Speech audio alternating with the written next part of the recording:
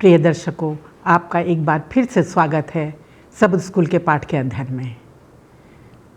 आपको सबको जय मसीह की। प्रभु के पवित्र और मधुर नाम में मैं आपका स्वागत करती हूँ। अपने मेहमानों का भी, पास्टर फ्रैंकलिन फ्रांसिस और पास्टर भारती हमारे साथ हो सकते हैं सिखाने के लिए, और आप भी हमारे साथ इस NIU मिनिस्ट्री के ज़रिए हमारे साथ जुड़ सकते हैं इस अध्ययन में। परमेश्वर के भी बहुत ही शुक्रगुजार हैं कि उसने हमें यह अवसर दिया है कि हम इन NIU मिनिस्ट्री के ज़रिए अपने अध्ययन का साथ मिलकर बैठ के सीख सकते हैं अपने पाठों को। अजीज़ों, इससे पहले कि हम अपनी इस अध्ययन में चलें, मैं चाहती हूँ कि पास्टर फ्रैंकलिन हम सब के लिए दुआ में अगुवाई करें। आइए प्रार्थना करें। स्वर्गीय पिता परमेश्वर, एक बार फिर हम आपके पास आते हैं जबकि आज के सब स्कूल पाठ के अध्ययन की शुरुआत करते हैं। प्रभु, आपसे ज्ञान बुद्धि समझ चाहते हैं कि जो कुछ भी हम आज के सब स्कूल पाठ को एक दूसरे के साथ साझा करें, बहुत कुछ हम आज के सब स्कूल पाठ के द्वारा प्रभु सीख सकें। विशेष करके हम मिसेस भारती के लिए, पास्टर भारती के लिए और मैं अपने लिए प्रार्थना करता हूँ और ऋषभ के लिए प्रार्थना करते हैं प्रभु, जैसे कि आज हमारा यहाँ पर इकट्ठा होना और आज के इस सब स्कूल पाठ में आपके अध्ययन को लोगों तक पहुँचाना प्रभु एक बहुत बड़ी आशीष का कारण बने। प्रभु, हमारे पापों को आप माफ़ करें। प्रभु यीशु मसीह के नाम से मांगते हैं, आमीन आमीन। प्रिय दर्शकों, आज हम अपने सब स्कूल के पाठ के अंतिम पाठ में हैं, 13वां पाठ में हैं। ये इस त्रिमास का 2022 का पहला त्रिमास है और इसका जो है हम अध्ययन करने जा रहे हैं। हमारा पाठ 13 है जिसका आज अध्ययन करेंगे। इसका शीर्षक है भाईचारे की प्रीति बने। और इस अध्ययन में हमने पौलुस की पत्री 1 से लेकर 13 तक पत्रियों का अध्ययन किया, जिसमें बहुत सी बातों को हमने सीखा है। आज 13वीं पत्री है और पौलुस हमें बहुत कुछ बातें जो है हमारे इस अंतिम समय के लिए सिखाना चाहते हैं, सलाह देना चाहते हैं, उनको हमें आज सीखना है बहुत ही गहराई से। और अजीज़ों, जो हमारा आज का याद वचन है वो भी यही इसी शीर्षक से है, जो कि इब्रानियों की पुस्तक 13:1 का 13वें चैप्टर 13वें पाठ का पहली आयत है, जिसका शीर्षक इसी तरीके से पौलुस शुरू करते हैं इस अपने अध्याय को, भाईचारे की प्रीति बनी रहे। ये हम सबको वो सलाह देते हैं और वो निश्चय करते हैं, इस बात की पुष्टि करते हैं कि प्रभु यीशु जो हैं हमारे सच्चे प्रेम करने वाले परमेश्वर हैं और हमें उनकी ही अगुवाई में चलना है। अगर हमने पूरे अपने अध्ययनों को आपने याद करें, सीखें, आपने पढ़ा होगा कि वही हमारे जो है मुख्य अगुआ रहे, वही हमारे उद्धार करता रहे। इन पत्रियों में हमने सीखा है वो हमारे पवित्र महायाजक रहे, वो हमारे न्यायी हैं। और बहुत सी बातों को जो उन्होंने हमें अपने चरित्र के द्वारा सिखाया है, उन्हें हमने सीखा है। ख़ास तौर से एक बात जो हम 2:11 में सीखा हमने, कि वो अपना भाई कहने में हमें ले जाते नहीं।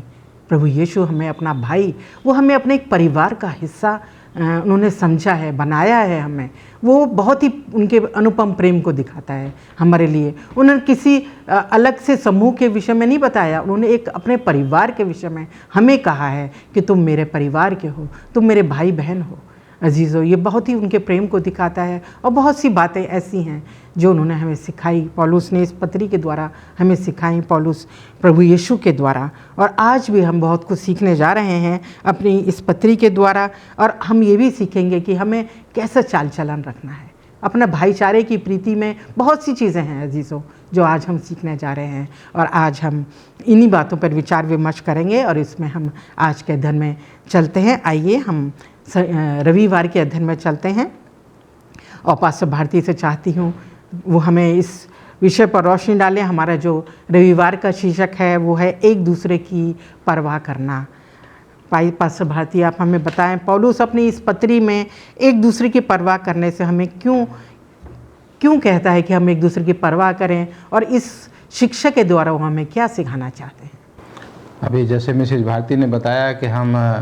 जो पहला त्रिमास है 2022 का, उसके आखिरी पड़ाव में हैं, उसके आखिरी चैप्टर को, आखिरी अध्याय को हम सीख रहे हैं, आखिरी सबक को हम सीख रहे हैं। और जो इब्रानियों की किताब से हमने इस पूरे त्रिमास में सीखा है, उसका इब्रानियों की किताब का आखिरी अध्याय 13वां अध्याय जो है, उसका आज हम खास करके यहाँ मिल करके अध्ययन कर रहे हैं। और इस अध्याय में बहुत ही गूढ़ बातें, बहुत ही मुख्य बातें, बहुत ही खास बातें मुझे और आपको इस पर्चे के द्वारा, इस लेसन के द्वारा यहाँ पर पौलुस रसूल जो है बता रहे हैं। और जैसे अभी जो है मुख्य आयत पढ़ी गई कि भाईचारे की प्रीति बनी रहे, ये इब्रानियों उसका 13 अध्याय की मैं आपको पढ़ना चाहता हूँ और भी, कि भाईचारे की प्रीति बनी रहे, अतिथि सत्कार करना ना भूलें, क्योंकि इसके द्वारा कुछ लोगों ने अनजाने में स्वर्गदूतों का आदर सत्कार किया। कैदियों की ऐसी सुधि लो कि मानो उनके साथ तुम भी कैदी हो, और जिनके साथ बुरा बर्ताव किया जाता है उनको भी यह समझकर सुधि लिया करो कि हमारी भी देह है। ये पौलुस रसूल बहुत ही महत्वपूर्ण बातें अपने लोगों को, मसीह लोगों को जो है वो यहाँ पर बता रहे हैं। और ये शिक्षा जो है ये मसीह की शिक्षा है जो पौलुस रसूल मुझे और आपके साथ बांट रहे हैं यहाँ पर। और ये शिक्षा कि हम भाईचारे की प्रीति में एक दूसरे के साथ बने रहें, ये शिक्षा केवल नए नियम में नहीं बल्कि पुराने नियम में भी जो है इसको बार बार दोहराया गया है। और जो हमारी मत्ती, मरकुस, लूक, इंजील की जो किताबें हैं, यूना की किताबें हैं, उनमें भी इस बात को जो है ख़ास तरीके से मुझे और आपको इसको ध्यान रखने की सलाह दी गई है कि हम अपने भाई बहनों की, एक दूसरे की हम सुधि लिया करें। और ये केवल मसीह लोगों के लिए नहीं कि मसीह लोग जो हैं अपने मसीह लोगों की केवल परवाह करें, या मसीह लोग जो हैं केवल अपने मसीह भाइयों को प्रेम करें, आदर करें, सम्मान करें, बल्कि ये शिक्षा जो है मसीह अपने लोगों को, तमाम लोगों के साथ, भले ही वो विश्वासी हैं या अविश्वासी हैं, ये शिक्षा मसीह अपने मसीहों को यहाँ पर देना चाहता है। और आज जो है दुनिया में मसीह लोग जो हैं इसके लिए जाने जाते हैं कि मसीह लोग एक दूसरे को प्यार करते हैं, मसीह लोग एक दूसरे की परवाह करते हैं। ये बहुत ही खास शिक्षा खुदावंद यीशु मसीह ने अपने जीवन के द्वारा मुझे और आपको सिखाई है कि खुदावंद यीशु मसीह जब उस दुनिया में थे तो उन्होंने बिना किसी भेदभाव के लोगों की मदद की, लोगों की परवाह की, लोगों की चिंता की और लोगों को प्यार किया। और यही शिक्षा यीशु मसीह अपने लोगों को पौलुस रसूल के द्वारा, इस इब्रानियों की किताब के द्वारा मुझे और आपको जो है वो देना चाहते हैं कि हम जो है बिना कुछ सोचे समझे हम एक दूसरे का आदर और सम्मान करते रहें। क्योंकि अगर आप चाहते हैं कि लोग आपका आदर और सम्मान करें तो आपको भी दूसरे लोगों का आदर और सम्मान करने की ज़रूरत है। जैसा व्यवहार आप अपने साथ चाहते हो वैसा ही व्यवहार आप दूसरों के साथ करो, तभी आपको जो है वो आपका जो है आदर और सम्मान होगा। ये मत्ती की किताब में जो साफ तरीके से इसको बहुत ही सुनहरे अक्षरों में, सुनहरा नियम इसको कहा गया है कि जैसा आप अपने साथ चाहते हो कि लोग आपके साथ करें, आप भी वैसा ही व्यवहार दूसरे लोगों के साथ करें। और आप जो है बिना किसी भेदभाव के एक दूसरे को प्यार करते रहें। यहाँ अब्राहम और सारा का जिक्र किया गया है कि अब्राहम और सारा ने जो है वो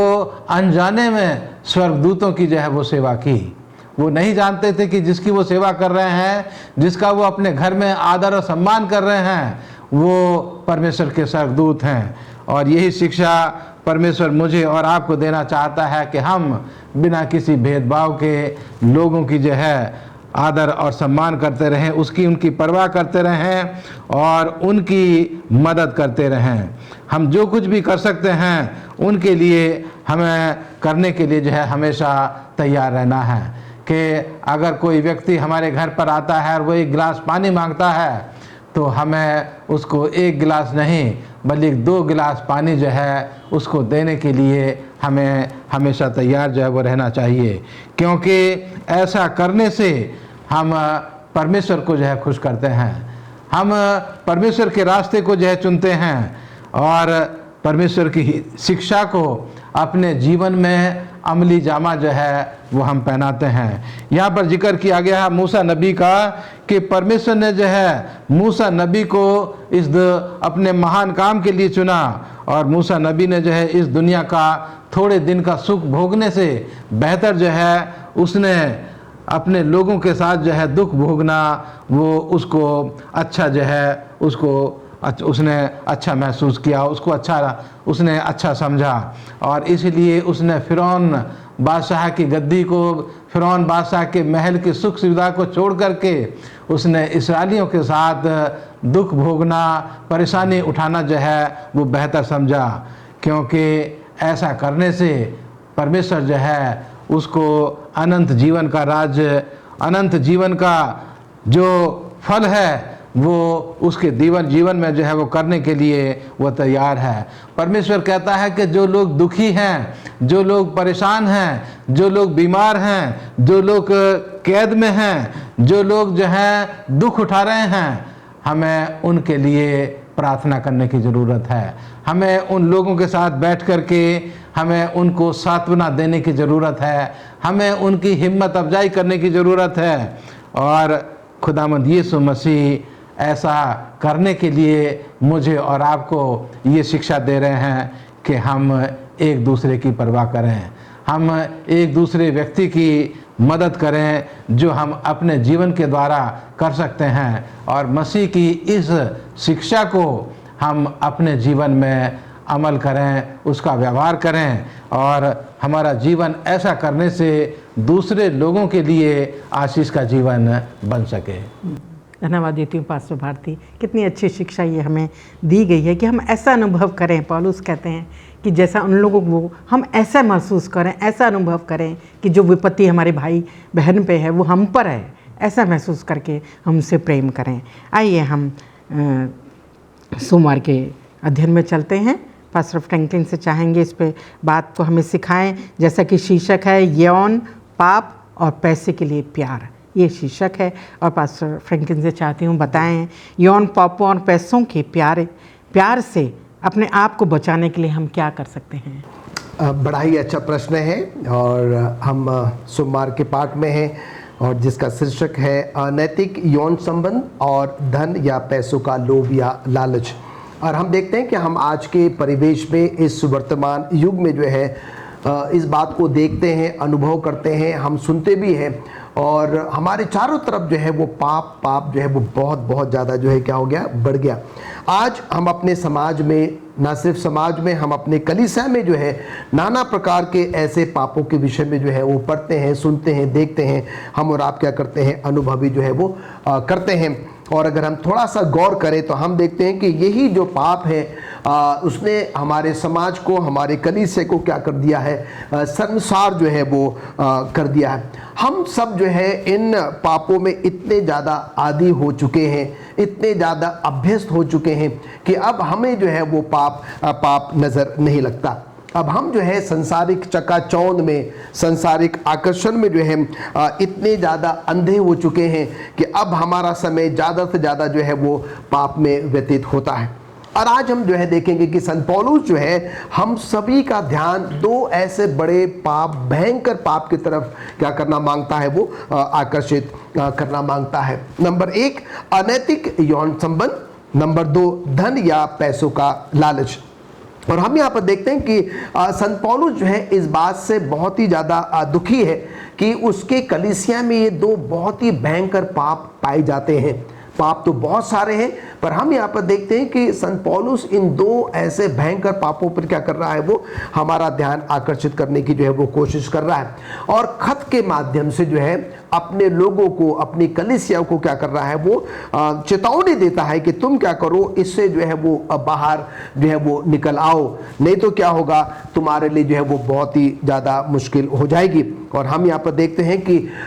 इब्रानियों की पत्री के माध्यम से क्या करता है, संत पौलुस जो है अपने इन दो भयंकर पापों के बारे में जो है वो अपने लोगों को समझाने की, सिखाने की जो है वो कोशिश करता है। और वो उनको ये बताना चाहता है कि अगर तुम इन दो भयंकर पापों से बाहर नहीं निकलोगे तो तुम क्या हो जाओगे, नष्ट हो जाओगे, बर्बाद हो जाओगे। अब मैं चाहता हूं कि आप मेरे साथ अपनी बाइबल खोलें। हम पढ़ेंगे इब्रानियों की पत्री, उसका 13वां अध्याय और उसका 4 और 5 पद। यहाँ पर पौलुस कहता है कि विवाह सबसे आदर की बात समझी जाए और विवाह बिछौना निष्कलंक रहे, क्योंकि यहोवा व्यभिचारियों और परिस्त्रीगामियों का न्याय करेगा। तो यहाँ पर जब हम यौन संबंध की बात कर रहे हैं, हम अनैतिक संबंध की जब बात कर रहे हैं, तो हम यहाँ पर देखते हैं कि संत पौलुस इस बात से बिल्कुल भी नहीं हिचकिचाता है। वो जो है हमारे विवाह के तरफ जो है हम सभी का ध्यान आकर्षित करना चाहता है। और यहाँ पर संत पौलुस जो है हर एक पति हर एक पत्नी को जो है ये सलाह देना चाहता है, और उन सब में हम भी जो है वो शामिल हैं। हम जो शादीशुदा हैं या आने वाले समय में हमारे जो जवान बच्चे हैं, जो कि क्या है कि कुछ ही दिनों के बाद, कुछ ही महीनों या सालों के बाद जिनका कि विवाह होगा, और उनके लिए भी जो है संत पौलुस क्या करना मांगता है, एक बहुत ही अच्छा संदेश जो है वो देना चाहता है। और वो कहता है कि हम उन वचनों को जो है, उन वायदों को, उन प्रतिज्ञाओं को जो है वो कदापि ना भूले, जो कि हम अपने उन विवाह के समय में जो है क्या करते हैं, एक दूसरे से पति पत्नी के साथ जो है वो करते हैं। और जब हम उन वायदों को, उन प्रतिज्ञाओं को स्मरण रखेंगे, याद रखेंगे, तब हम क्या करेंगे, एक दूसरे को, मैं पति पत्नी की बात कर रहा हूं, हम एक दूसरे को धोखा नहीं देंगे। हम किसी और व्यक्ति के साथ या पुरुष या स्त्री के साथ कोई अनैतिक संबंध जो है वो कायम नहीं करेंगे। हम जो है वो तलाक के बारे में बिल्कुल भी जो है वो नहीं सोचेंगे। हम देखते हैं कि मत्ती उसका 19वां अध्याय और उसके 9वें आयत में कहता है कि अगर तलाक के बारे में कोई बात अगर सामने आती है तो उसका सिर्फ और सिर्फ एक ही कारण होना चाहिए, और वो है व्यभिचार। अन्यथा जो है हम देखते हैं कि बाइबल जो है तलाक के बारे में बिल्कुल भी जो है वो ज़्यादा बात नहीं करती। और हम यहाँ पर ये भी देखते हैं कि अगर मलाकी 2:16 में जाएं तो यहाँ पर लिखता है कि मैं स्त्री त्याग, जो कि हम तलाक को तलाक नाम दे सकते हैं, से क्या करता हूँ, घृणा करता हूँ। तो यहाँ पर परमेश्वर जो है तलाक शब्द से या स्त्री को त्यागने शब्द से भी क्या करता है, वो बहुत ज़्यादा घृणा जो है वो करता है, बहुत ज़्यादा दुखी होता है। प्रकाशित वाक्य 22:15 में लिखता है, व्यभिचारी स्वर्ग में प्रवेश नहीं कर पाएंगे। और इसलिए जो है पति पत्नी को एक दूसरे का मान सम्मान करना चाहिए, आदर करना चाहिए, और एक दूसरे को लेकर चलने की जो है वो जरूरत है। अंत में पौलुस हमें ये भी याद दिलाना चाहता है, जो कि हम पढ़ते हैं मत्ती उसका 19वां अध्याय और उसका 6वां पद लिखता है, अंत में वे अब दो नहीं परंतु एक तन है, इसलिए जिसे परमेश्वर ने जोड़ा है उसे मनुष्य अलग जो है वो ना करे। जब हम देखते हैं कि चर्च में, कलीसिया में, और जब हम ये एक दूसरे के साथ वायदा करते हैं, तो कोई ऐसी तीसरी बात जो है हमारे मध्य में जो है वो नहीं आनी चाहिए जिसके द्वारा क्या हो, हम एक दूसरे से जो है वो अलग हो। क्योंकि जिसको अभी हमने पढ़ा है मत्ती 19:6 में कि जिसको परमेश्वर ने जोड़ा है उसको कोई क्या करे, अलग ना करे। तो हम यहाँ पर देखते हैं कि ये जो बुराइयां हैं, जो पाप है, जो बड़ा पाप था, जो कि संत पौलुस ने जो है क्या किया, अपने कलीसिया में देखा, और उसके बारे में क्या करता है, वो हम सबों के साथ साझा करता है। दूसरी बात जो है, हम धन के लालच के ऊपर आते हैं। पौलुस कहता है 1 तीमुथियुस उसका 6वां अध्याय उसके 10वें पद में, क्योंकि रुपयों का लोभ सब प्रकार की बुराइयों की जड़ है, जिसे प्राप्त करने का प्रयत्न करते हुए बहुतों ने विश्वास से भटक कर अपने आप को नाना प्रकार के दुखों में छन्नी बना लिया। तो हम यहाँ पर देखते हैं कि पैसा कमाना, पैसा अर्जित करना, पैसा रखना जो है वो कोई गलत बात जो नहीं है। पर यहाँ पर जो है संत पौलुस क्या समझाने की कोशिश कर रहा है कि गलत तरीके से जो है पैसा अर्जित करना, और हम कई बार पैसे को, धन को जो है हम उसके लालच में इतने ज़्यादा अंधे हो जाते हैं। और वो कहता है कि कई बार हम क्या करते हैं, अपने उस विश्वास, उससे उस फेथ से जो है वो भटक जाते हैं, और हमारा जीवन जो है एक नाशवान जीवन जो है वो बन जाता है। और आज के समय में हम यहाँ पर देखते हैं कि मनुष्य जो है इतना लालची हो गया है, और वो पैसा कमाने के लिए जो है अपने आप को किसी भी हद तक जो है वो गिराने के लिए वो तैयार हो जाता है। तो हम यहाँ पर देखते हैं कि संत पौलुस जो है अनैतिक संबंध या फिर यौन संबंध जो है पति पत्नी को छोड़ जो है, जो लोग इस बात पर जो इसमें जुड़ जाते हैं या गलत काम में सम्मिलित हो जाते हैं, उसके लिए बड़े ही कठोर शब्दों में वो क्या करता है, उनको डांटता है, चेतावनी देता है कि हमें क्या करना है, उससे अपने आप को बचाना है। और दूसरा जो है वो पैसे के लोभ या धन के लोभ से जो है, और वो कहता है कि इनसे कैसे बचाया जा सकता है। मैडम, जो आपका प्रश्न था, हम देखते समझते हैं कि परमेश्वर के भय में होकर हम जो है इस अनैतिक संबंध से अपने आप को बचा सकते हैं। पैसे के लोभ से जो है हम क्या कर सकते हैं, अपने आप को बचा सकते हैं। जो कुछ भी हमारे पास है, आइए हम और आप क्या करें, उसमें जो है वो संतुष्ट हैं। और मेहनत करके कमाना जो है कोई गलत बात जो है वो नहीं है, पर अगर हम कोई अनैतिक माध्यम अपनाते हैं और या फिर हम किसी का पेट काटते हैं या किसी का हक मारते हैं या फिर किसी गलत तरीके से हम जो है वो धन अर्जित करते हैं, तो परमेश्वर जो है इससे बिल्कुल भी खुश नहीं होता है। तो अंत में इस बातों को ध्यान में रखते हुए हम यहाँ पर देखते हैं, इस बात पर संत पौलुस हमारा ध्यान आकर्षित करता है कि हम सब जो है वो खाली हाथ आए हैं और एक दिन हम सबों को जो है वो खाली हाथ जाने की, हम सब खाली हाथ जो है वो चले जाएंगे। आइए हम सब जो है अपना धन क्या करें, स्वर्ग में जो है वो इकट्ठा करें, कि जब हम स्वर्ग जाएंगे तो क्या होगा,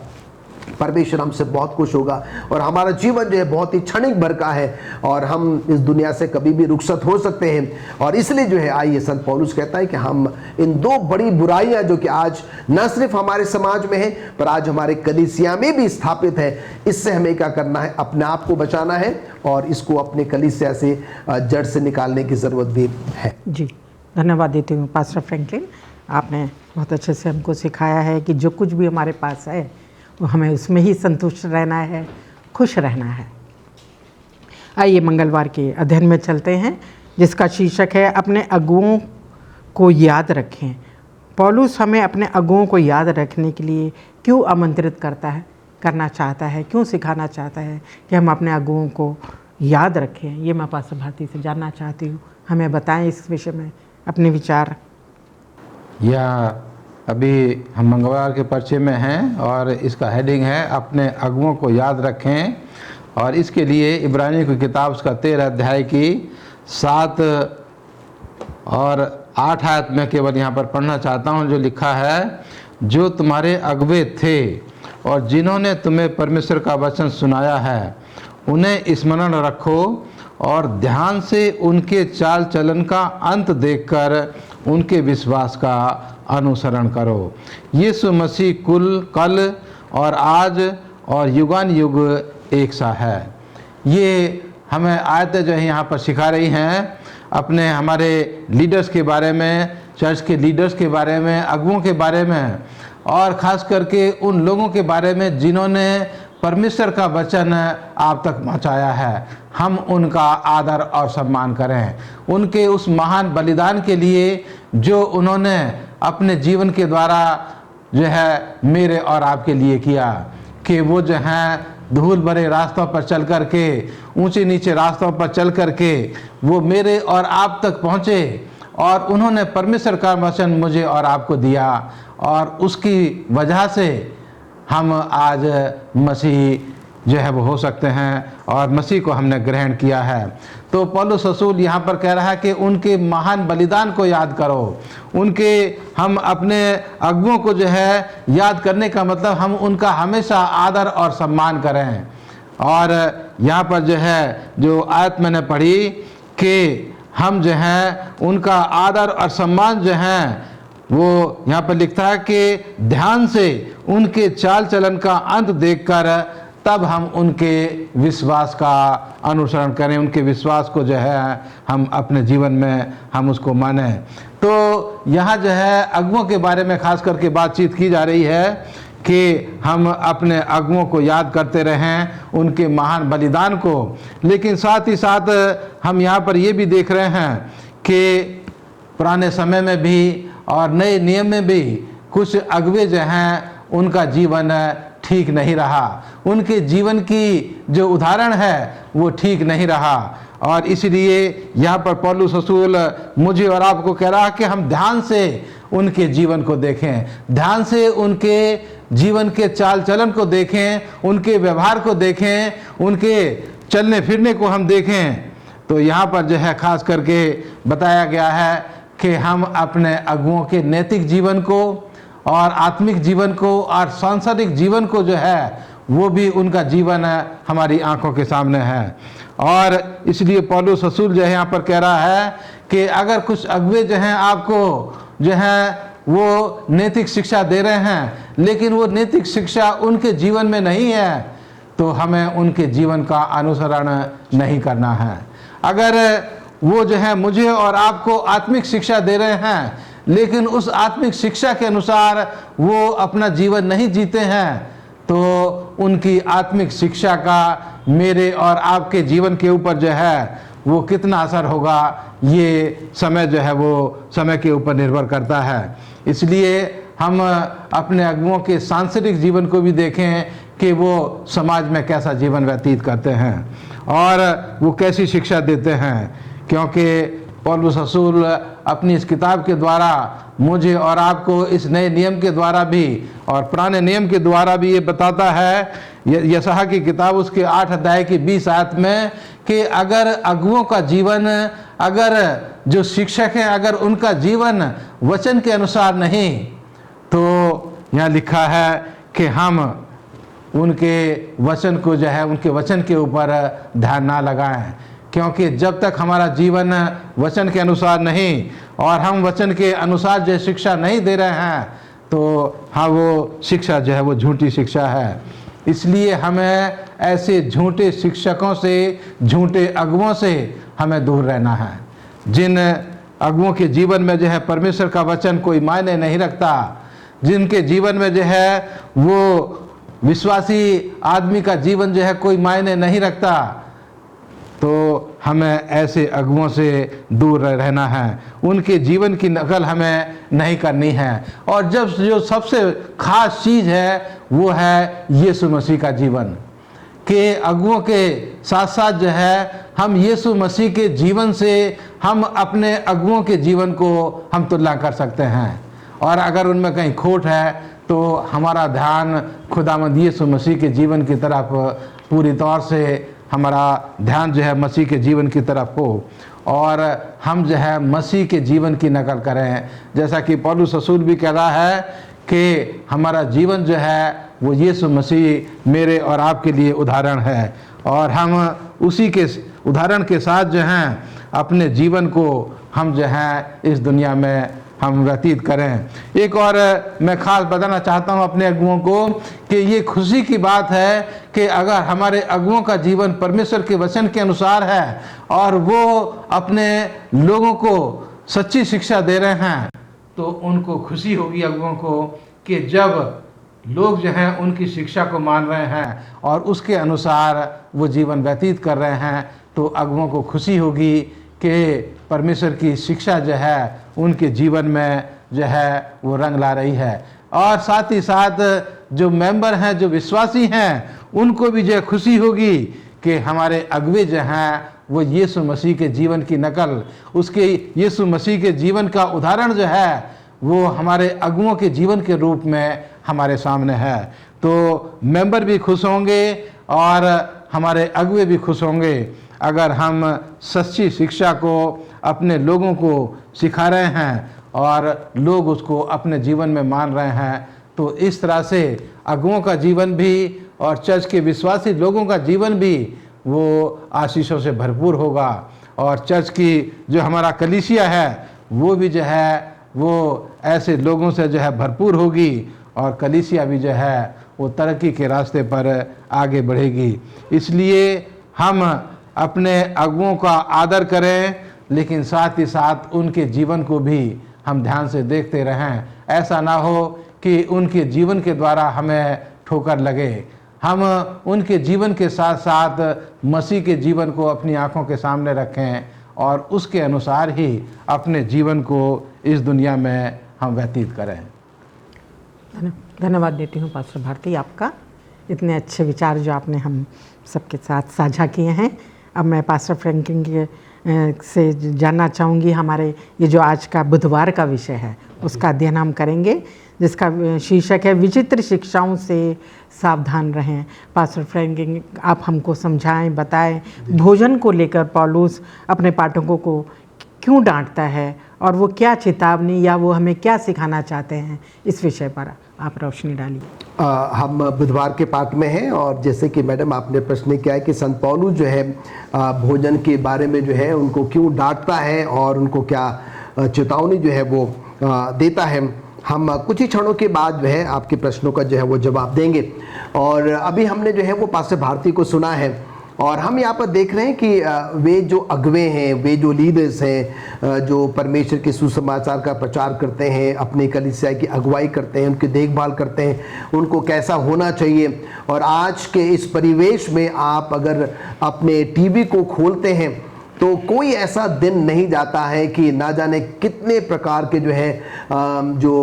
अपने आप को अगुवे कहते हैं, अपने आप को पास्टर्स कहते हैं, कई अपने आप को तो भविष्यवक्ता तक जो है वो कहते हैं। पर जैसे कि पास्टर भारती ने बताया है कि हम उनको जो है परमेश्वर के वचन के अनुसार क्या कर सकते हैं, उनकी जांच पड़ताल जो है वो कर सकते हैं। और हम देखते हैं कि संत पौलुस कहता है कि हमारा जीवन जो है वो एक खत है, लोग हमें क्या करते हैं, पढ़ते हैं। हमारा जो संदेश है, हमारा जो सरमन है, उपदेश है जो है, उससे कई गुना ज़्यादा क्या है कि लोग हमें जो है वो पढ़ते हैं। न सिर्फ व्यक्तिगत रूप से, पर एक अगुवे के पूरे परिवार को क्या करते हैं, जो कलीसिया है, जो चर्च है, जो समाज है जो है वो पढ़ता है। और इसीलिए हमें बहुत ही सतर्क और सावधान रहने की जो है वो ज़रूरत है। जैसे कि मैंने आपको बताया कि आज के इस वर्तमान युग में अलग अलग माध्यमों से जो है लोग कलीसियाओं में जाते हैं और लोगों को ना जाने अलग अलग प्रकार की विचित्र जो है वो क्या करते हैं, शिक्षाएं जो है वो सिखाते हैं। आप अगर प्रकाशित वाक्य उसका 22वां अध्याय उसके 19वीं आयत को अगर पढ़ेंगे तो वहां पर लिखता है कि किसी को भी कोई अधिकार नहीं है कि कोई क्या करे कि बाइबल में से कुछ, बाइबल में कुछ जोड़े या बाइबल में से कुछ घटाए या निकाले। और जो व्यक्ति जो है ऐसा करता है, परमेश्वर क्या करेगा, उसको जो है वो नहीं बख्शेगा। कहने का मतलब ये है कि आज के समय में हम सब जानते हैं कि ना जाने कैसे कैसे लोग जो हैं हमारे अपने बीच में आ जाते हैं, हमारे कलीसिया में आ जाते हैं, और उनकी अपनी ही जो है वो टीचिंग्स होती हैं, शिक्षाएं होती हैं, जिसको कि वो अपने फायदे के लिए जो है वो तोड़ मरोड़ कर क्या करते हैं, लोगों के सामने में पेश करते हैं। अगर हम जो है बाइबल का ज्ञान नहीं रखते हैं, अगर हमारा पास बाइबल का ज्ञान कम है, तो हम जो है इस प्रकार के जो अगुवे हैं, जो कि शायद दिखने में बहुत अच्छे दिखते हो, आपको ऐसा प्रतीत होता होगा कि इनके पास तो बहुत ज़्यादा बाइबल का ज्ञान भी है, पर भाइयों बहनों, हम सबों को जो है वो सतर्क और सावधान होने की जो है वो ज़रूरत है। मैं चाहता हूं कि आप मेरे साथ अपनी बाइबल में जाएं, इब्रानियों की पत्री उसका 13वां अध्याय और उसका 9वां पद। इब्रानियों की पत्री उसका 13वां अध्याय 9वां पद इस प्रकार से लिखता है, नाना प्रकार के विचित्र उपदेशों से ना भरमाए जाओ, क्योंकि मन का अनुग्रह से दृढ़ रहना भला है, न कि उन खाने की वस्तुओं से जिनसे काम रखने वालों को कुछ लाभ न हुआ। तो हम यहाँ पर देखते हैं कि मैडम जो आपने कहा कि संत पौलुस जो है क्यों अपने लोगों को, अपनी कलीसिया को क्या कर रहा है, वो डांट रहा है भोजन को लेकर, और क्यों उनको जो है वो क्या कर रहा है, वो चेतावनी जो है वो दे रहा है। वो यहाँ पर जो है इब्रानियों के पत्री 13वें अध्याय के 9वें पद में लिखता है कि हमें जो है ऐसे विचित्र लोगों से जो है, जो कि नाना प्रकार के क्या करते हैं, विचित्र ज्ञान लेकर, उपदेश लेकर जो है हमें भरमाने की जो है वो कोशिश करते हैं, हमें उनसे सावधान और सतर्क रहने की जो है वो ज़रूरत है। पर जो लोग जो है अपने आप को शायद ये साबित करने की कोशिश करते हैं कि शायद हम खान पान के नियम को बहुत अच्छी तरीके से पालन करते हैं और हमें शायद क्या हो जाएगा, हमें उसका लाभ मिल जाएगा, तो संत पौलुस कह रहा है कि खान पान के नियम को पालन करने से जो है आप पर अनुग्रह नहीं होगा, आपका भला नहीं होगा, परमेश्वर आपको जो है वो स्वर्ग जो है वो में प्रवेश करने जो है वो नहीं देगा। अगर हमें स्वर्ग में प्रवेश करना है तो सिर्फ और सिर्फ जो है प्रभु परमेश्वर के अनुग्रह की जो है वो जरूरत है। मैं चाहता हूं कि एक आयत हम और पढ़े, प्रेरितों के काम उसका 15वां अध्याय और उसका 19 और 20वां पद। यहां लिखता है, इसलिए मेरा विचार यह है कि अन्यजातियों में से जो लोग परमेश्वर की ओर फिरते हैं, हम उन्हें दुख न दें, परंतु उन्हें लिखकर भेजे कि वे मूर्तों की अशुद्धताओं और बेविचार और गला घोटे हुओं के मांस और लहू से क्या करें, वो दूर रहें। तो हम यहाँ पर देखते हैं कि संत पौलुस जो है उन लोगों के बारे में जो दूसरे विश्वास से, अन्यजातियों में से होकर हमारे विश्वास में जो वो आते हैं, वो कहते हैं कि हमें बहुत सतर्क और सावधान रहने की जो ज़रूरत है, जो कि हम में एक बहुत बड़ी कमी पाई जाती है कि शायद हम ऐसे लोगों को क्या करते हैं, अपने बातचीत, अपने व्यवहार, अपने रहन सहन, उनके खान पान, उनके पहनावे पर और बहुत सारी बातों पर क्या करते हैं, दुख जो है वो हम उनको देते हैं, जो कि संत पौलुस कहता है कि हमें ऐसा नहीं करना चाहिए। और ऐसी चीजें जो हैं जो कि मूर्ति के सामने रखी जाती है, जो अशुद्ध वस्तुएं होती हैं, और वो कहता है कि ऐसे मांस और ऐसे लहू से क्या करना है, हमें अपने आप को जो है वो बहुत ज्यादा दूर रखना है। और यहाँ पर संत पौलुस फिर एक बार इस बात को दोहराता है कि हम ये बिल्कुल भी ना सोचें कि हमारे भोजन के नियम के पालन करने से जो है परमेश्वर हमें क्या करेगा, कोई विशेष अनुग्रह जो है वो प्रदान करेगा या हमें जो है वो प्राप्त होगा। और हम देखते हैं कि संत पौलुस जो है उस पुराने जमाने में यहूदियों के समय में की मान्यता को जो है वो हमको याद दिलाना चाहता है। यहूदियों की समय की बात है, उनकी एक ऐसी मान्यता थी कि जो भी भोजन या जो भी बलि जो है मूर्ति के सामने जो है वो चढ़ाया जाता है, और जितने भी लोग क्या करेंगे, इस भोजन को जो है और इस मांस को क्या करेंगे, सेवन करेंगे, और परमेश्वर जो है, जो ईश्वर है, उनको क्या करेगा, एक आत्मिक, विशेष आत्मिक जो है वो आशीष देगा। और हम यहाँ पर देखते हैं कि संत पौलुस कहता है कि ये जो शिक्षा है, ये क्या है कि बिल्कुल भी गलत जो है वो शिक्षा है। हम जो है अपने खान पान में सतर्क रहें, सावधान रहें, अपने आप को स्वस्थ रखने के लिए ये सब कुछ करें, पर हमें इस बात का भी ध्यान रखना है कि हम किसी को जो है उनके खान पान में जो है वो भला बुरा उनको जो है वो ना बोलें, हम उनको नीचा जो है वो ना दिखाएं, पर हम उनको प्रभु के वचन के अनुसार उनको तालीम, उनको शिक्षा दे सकते हैं, उनको समझा सकते हैं। पर उनको डांट फटकार करना और उनको ये कहना कि आप तुरंत जो है ये अच्छा नहीं है और आप तुरंत क्या कर दें, छोड़ दें, ये काम हमारा जो है वो नहीं है। अंत में संत पौलुस कहता है कि अगर हम और आप अगर स्वर्ग में पहुंच सकते हैं, जा सकते हैं, तो वो सिर्फ और सिर्फ प्रभु यीशु मसीह की कृपा से, उसके अनुग्रह से जो है हम क्या कर सकते हैं, बचाए जा सकते हैं। जो कि मिसेस भारती ने भी हमको बताया था कि वो हमारा महायाजक है, वो हमारा जो है वो मुख्य धार्मिक अगुवा है, वो हमारा एक ऐसा मित्र है, वो एक ऐसा दोस्त है जिसने क्या किया, हमारे पापों के लिए, गुनाहों के लिए, खताओं के लिए अपने आप को क्या कर दिया, उस क्रूस पर जो है वो बलिदान जो है वो कर दिया, और हमारे लिए परमेश्वर ने अपना स्वर्ग सिंहासन जो है वो खाली कर दिया। एक लौता बेटा प्रभु यीशु मसीह को उसने क्या कर दिया, हम सबों के पापों के लिए जो है क्रूस पर बलिदान कर दिया। अगर हम और आप बचाए जा सकते हैं तो सिर्फ और सिर्फ जो है प्रभु यीशु मसीह के अनुग्रह के द्वारा ही जो है वो बचाए जा सकते हैं।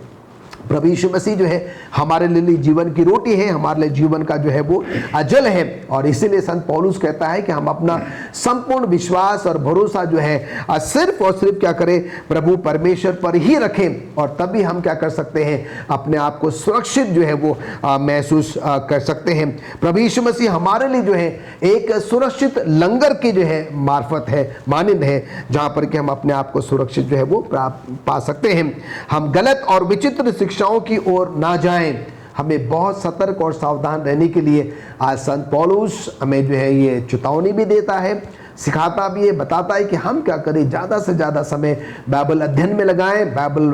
प्रार्थना में लगाएं, जिससे कि हमें बाइबल का सच्चा ज्ञान हो, सही ज्ञान हो, जिससे कि जब कभी भी इस प्रकार के जो लोग हमारे सामने आते हैं, हमें भरमाने की कोशिश करते हैं विचित्र गलत शिक्षाओं के द्वारा, हम उनके बहकावे में क्या है कि ना आ सकें। और इसलिए जो है संत पौलुस कहता है कि हमें बहुत ही सतर्क और सावधान रहने की ज़रूरत है, और परमेश्वर जो है वो हमेशा हमारे और आपके साथ साथ है। जी, धन्यवाद देती हूँ पास्टर फ्रैंकलिन, अपने इतने अच्छे हमें अपने विचारों को साझा किया। आइए हम गुरुवार के अध्ययन में चलते हैं, जिसका शीर्षक है छावनी के बाहर यीशु के पास आओ। और मैं पास्टर भारती से जानना चाहती हूँ, हमारे दर्शकों को हमें बताएं, सिखाएं कि छावनी के बाहर यीशु के पास जाने के लिए क्या शिक्षा है, इसका क्या अर्थ है, इससे हम क्या समझें। पौलुस रसूल जो हैं अपने इस पत्री के द्वारा, इस अध्याय के द्वारा दुनिया के तमाम लोगों को जो है निमंत्रण दे रहे हैं कि यीशु के पास आओ, यीशु के पास आओ। ये निमंत्रण खुदावंद यीशु मसीह ने भी अपने लोगों को दिया, और पौलुस रसूल भी जो है इसी निमंत्रण को जो है वो दुनिया के सामने रख रहे हैं। दुनिया को जो है वो लिख करके अपनी किताब में उसको कह रहे हैं कि तुम यीशु मसीह के पास आओ। क्योंकि हम जो है जब इस इब्रानियों की किताब के 13वें अध्याय की 10 से लेकर के 14 आयत तक जब पढ़ते हैं, तो यहाँ लिखा है 10वीं आयत में हमारी एक ऐसी वेदी है जिस पर से खाने का अधिकार उन लोगों को नहीं जो तंबू की सेवा करते हैं, क्योंकि जिन पशुओं का लहू महायाजक पाप बलि के लिए पवित्र स्थान में ले जाता था उनकी देह छावनी के बाहर जलाई जाती थी। इसी कारण यीशु ने भी लोगों को अपने ही लहू के द्वारा पवित्र करने के लिए फाटक के बाहर दुख उठाया। इसलिए आओ, उसकी निंदा अपने ऊपर लिए हुए छावनी के बाहर उसके पास निकल चलो, क्योंकि यहाँ हमारा कोई स्थान स्थायी नगर नहीं, वरन हम एक आने वाले नगर की खोज में हैं। ये आयतें जो हैं मुझे और आपको उदाहरण दे करके जो है यहाँ पर बता रही हैं कि जो स्वर्गीय हैकल और यहाँ पर जो जमीनी हैकल थी उसका जिक्र जो है यहाँ पर किया गया है, खास करके कि जो पुराने नियम में जो मंदिर था उसका उदाहरण जो है यहाँ पर दे करके मुझे बताया गया है। और आपको यहाँ परमेश्वर के वचन के द्वारा मैं आपको बताना चाहता हूँ कि जो जमीनी हैकल था उसमें जितने बलिदान होते थे और उन जानवरों का जो बचा हुआ हड्डी मांस और जो भी होता था उसको जो है छावनी के बाहर, शहर के बाहर एक जगह पर जो है इकट्ठा किया जाता था और वहाँ उसको जो है जला दिया जाता था। वहाँ जो है वो पशुओं के कंकाल पड़े रहते थे और ये एक अच्छी जगह नहीं होती थी, बल्कि एक बहुत ही खराब और गंदी जगह होती थी। और यहाँ लिखा है पुराने समय में कि जो कोढ़ी लोग होते थे वो भी छावनी के बाहर, शहर के बाहर ही रहते थे। और दूसरा लिखा है कि जो इस्राएली समय में भी अगर कोई अपराधी होता था तो उसको भी छावनी के बाहर, शहर के बाहर ही उस अपराधी को जो है वो सजाए मौत दी जाती थी। और ये ऐसी जगह थी जहाँ पर जो है वो लोग उसको आदर की दृष्टि से नहीं देखते थे। तो यहाँ जो है मुझे और आपको बताया गया है कि जो ये छावनी के बाहर या शहर के बाहर जो कूड़ा करकट डालने की जगह होती थी वो साफ़ सुथरी जगह नहीं होती थी, गंदी जगह होती थी, लोग वहाँ जाना नहीं चाहते थे। और आज भी आप देख सकते हैं हमारे आज के समय में भी कि जो हमारे शहर होते हैं या जो गांव होते हैं, जो गंदगी होती है हम उसे शहर के बाहर ही ले जा कर के डालते हैं। और यहाँ लिखा है खुदामंद यीशु मसीह का उदाहरण दे करके, जब खुदामंद यीशु मसीह को यहूदी लोगों ने जो है अपराधी ठहराया तो उसको जो है शहर के बाहर, छावनी के बाहर ही उसको जो है सलीब के ऊपर उसको सलीबी मौत दी गई। और ये जो है एक अच्छी जगह नहीं थी, एक आदर की जगह नहीं थी, बल्कि एक खराब जगह थी। और लोग जो थे ऐसी जगह पर जाना नहीं चाहते थे, लेकिन खुदामंद यीशु मसीह ने मेरे और आपकी खातिर ऐसी खराब जगह पर जाकर के शहर के बाहर अपने जीवन को, अपने लहू को मेरे और आपके लिए जो है वो कुर्बान कर दिया, जिससे कि मैं और आप उसके खून के द्वारा उस अपने खराब जीवन को जो है हम पवित्र कर सकें और खुदामंद यीशु मसीह के पास जो है वो हम आ सकें। जैसे पास्टर फ्रैंक ने अभी बताया कि सबसे पहला जो कदम है वो मेरे और आपके जीवन के लिए और गैर विश्वासी लोगों के लिए कि हमें जो है मसीह के पास आना है, हमें मसीह के पास आना है। जहाँ पर भी मसीह है हमें उसको जो है स्वीकार करना है और उसके बाद ही हम आगे की जो कदम हैं उनको हम ले सकते हैं और खुदामंद यीशु मसीह तब ही हमारी तरफ बढ़ सकते हैं। तो आज खुदामंद यीशु मसीह जो हैं वो मुझे और आपको आमंत्रित कर रहे हैं कि मेरे पास आओ, मेरे पास आओ और मैं तुम्हें इस शहर से निकाल करके जो खात्मे पर है, जो ख़त्म होने पर है, जो नष्ट होने पर है, इस दुनिया से निकाल करके मैं तुम्हें एक अच्छे नगर की तरफ, एक नए यरूशलेम की तरफ जो कभी ख़त्म नहीं होगा, उस शहर की तरफ मैं आपको लेकर के चलूँगा। खुदामंद यीशु मसीह जो हैं वो हमेशा के शहर के लिए मुझे और आपको निमंत्रण दे रहे हैं कि मेरे पास आओ और मेरे रास्ते पर आगे बढ़ो और मैं तुम्हें इस नासवान दुनिया से निकाल करके एक नासवान दुनिया की तरफ मैं तुम्हें लेकर के चलूँगा। लेकिन ये तभी संभव है जब हम खुदामद यीशु मसीह के पास आएं। जब हम अपने जीवन को खुदामद यीशु मसीह के हाथों में समर्पित करें, जब हम खुदामद यीशु मसीह की शिक्षा को अपने जीवन में धारण करें और उसका अनुसरण करते हुए अपने जीवन को उस शहर के लिए, उस जगह के लिए जो कभी ख़त्म नहीं होगी, उस सुंदर यरूशलेम के लिए हम खुदामद यीशु मसीह की मदद से अपने जीवन को तैयार करें और हम अपने जीवन को तैयार करते हुए खुदामद यीशु मसीह के जीवन को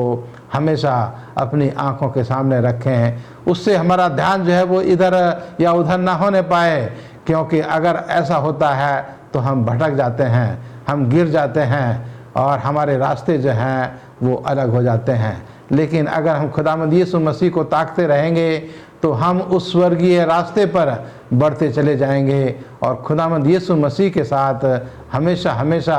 उस अनंत राज के अधिकारी होंगे, जिसको खुदामद यीशु मसीह ने मुझे और आपको और हमारे तमाम दर्शकों को, इस दुनिया के तमाम लोगों को खुदामद यीशु मसीह ने निमंत्रण दिया है, मेरे पास आओ और उस स्वर्गीय राज को ग्रहण करो। धन्यवाद देती हूँ पास्टर भारती, आपके अच्छे विचारों के लिए जो आपने साझा किए हमारे साथ, हमारे दर्शकों के साथ। आइए हम शुक्रवार के अध्ययन में चलते हैं और पास्टर फ्रैंकलिन से चाहती हूँ कि इस बात पे हमें समझाएं, सिखाएं, यूहन्ना ने कलीसिया और चर्च में क्या देखा, क्या क्या और हमें क्या सिखाया, उनका अनुभव जो है वो हमें क्या सिखाता है। हम जैसे कि शुक्रवार के पाठ में हैं और शुक्रवार के पाठ को ध्यान में रखते हुए जो है हम पूरे सप्ताह भर के सब स्कूल पाठ का जो निचोड़ है, जो सार है, हम क्या करते हैं उसको आप लोगों के साथ साझा करते हैं। और आज का सब स्कूल पाठ जो है वो बहुत ही अच्छा रहा है। और अगर हम उसको चंद शब्दों में अगर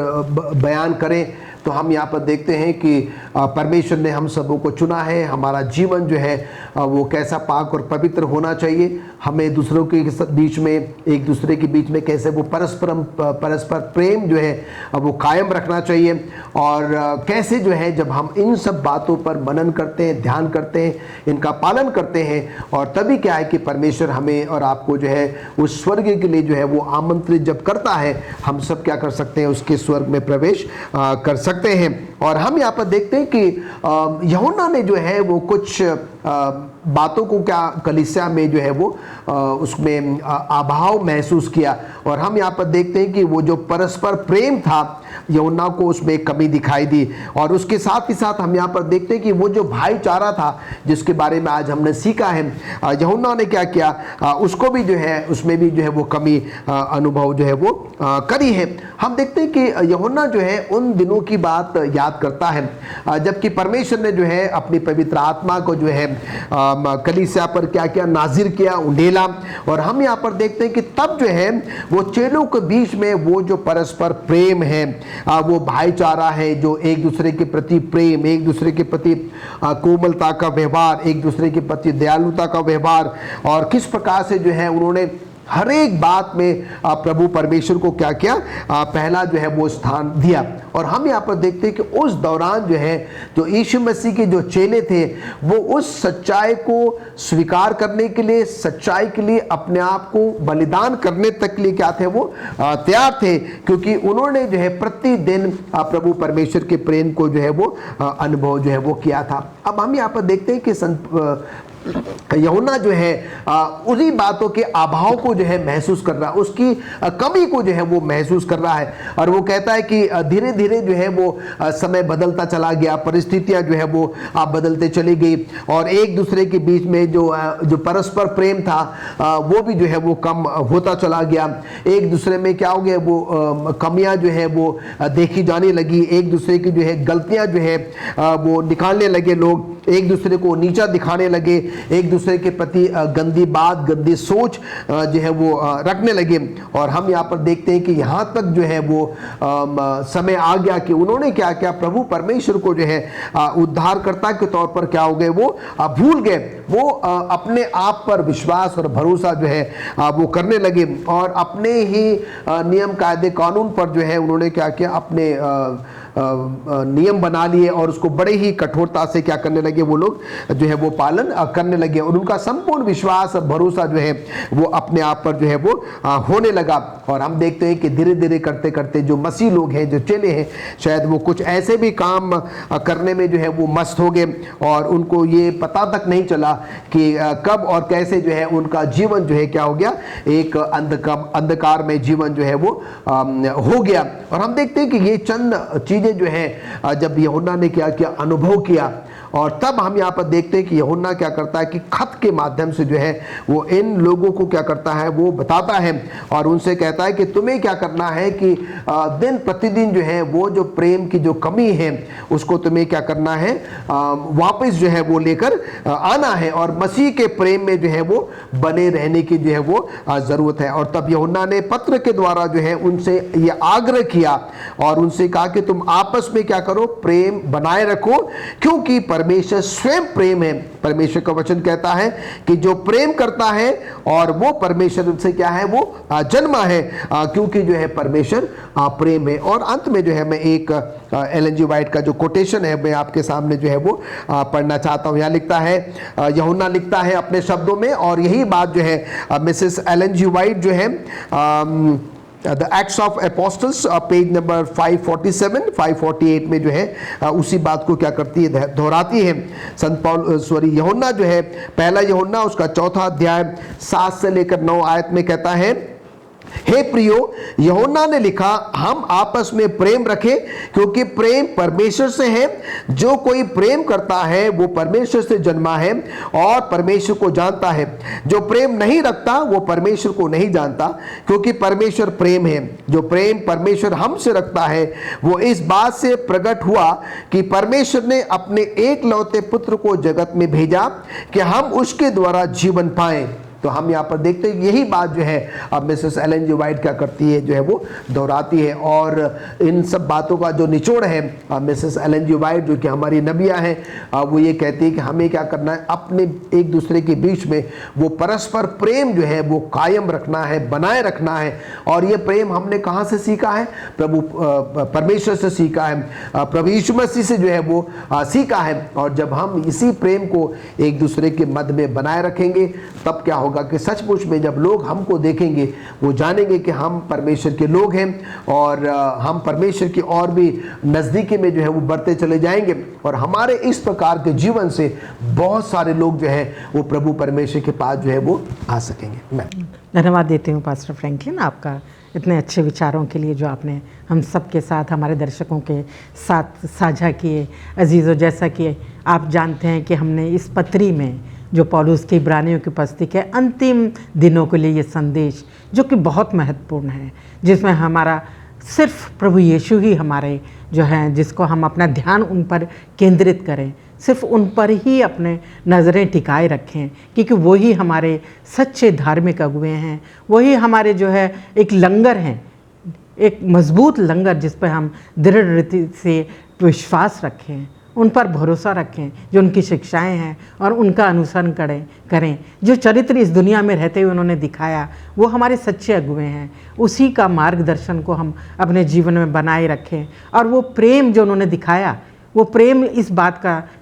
हमें सिखाता है इस बात को कि वही प्रेम जैसा उन्होंने प्रेम रखा, हमसे प्रेम किया, वो चाहते हैं कि वही प्रेम प्रभु यीशु हमसे चाहते हैं कि अपने अपने जो भी हमारे लोग हमारे संपर्क में आते हैं, हमारे कलीसिया या कलीसिया से बाहर लोग भी जो हैं, उनसे उसी तरह से प्रेम रखें। और उन्होंने हमें अपनी संतान कहा है, जैसा पास्टर फ्रैंकलिन ने कहा,